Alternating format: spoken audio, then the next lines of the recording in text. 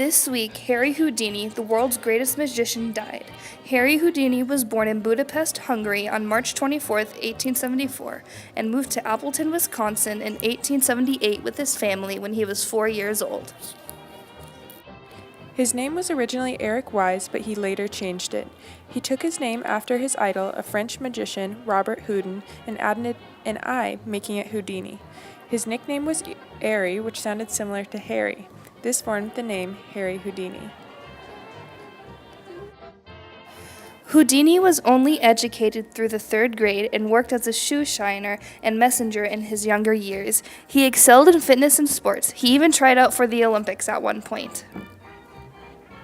From a young age, Houdini was infatuated with magic and developed an aerial acrobatic act at the age of 8. He called it Eric, Prince of the Air. Houdini started performing simple magic tricks at the age of 6, and at age 11 participated in his first circus. Houdini put on shows until the day of his death on October 31st, 1926, at age 52. Houdini and a friend, Jacob Hyman, created the Brothers Houdini in 1893. They performed a substitution trunk act called Metamorphosis, which he purchased for $25. Soon after the creation of the act, Hyman was replaced by Houdini's biological brother, and the act was renamed the Houdinis. During one of the shows at Coney Island, Houdini met his future wife, Wilhelmina Beatrice Rayner. After 3 weeks of courtship, they were married. Unfortunately, they never had kids due to infertility. Houdini made his name in Europe and came back to America, focusing on building his career in the United States. Possibly, you remember going to Houdini's show in a major city near you. As Houdini traveled the U.S., putting on magic shows, he became most famous for his escape acts. He traveled to Portland, Oregon in 1924, where he said he would give any medium $5,000 if they could actually summon the dead. No one was successful. At one point, Houdini received a big break from impresario Martin Beck, who watched Houdini's show and told him to focus on handcuffs and escaping to gain fame.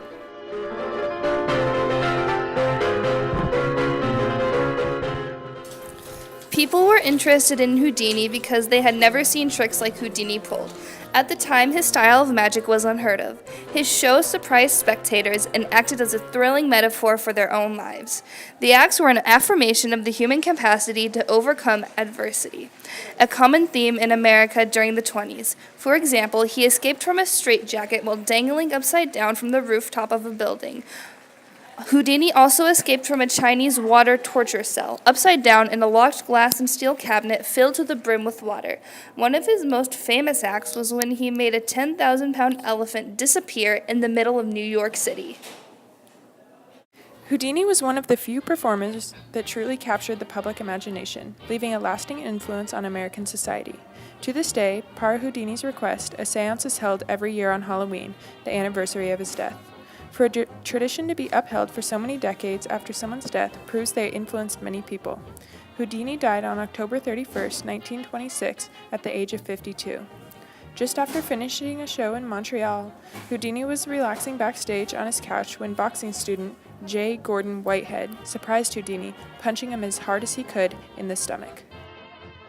A large part of Houdini's act was to withstand hard punches, but without having time to prepare, the task was impossible and most likely fatal. Houdini died soon after the deadly punch of peritonitis from a ruptured appendix. Although Houdini is now dead, his legacy of thrilling magic tricks, ability to do the impossible, and perseverance to push his body to its limits lives on in the hearts of many Americans.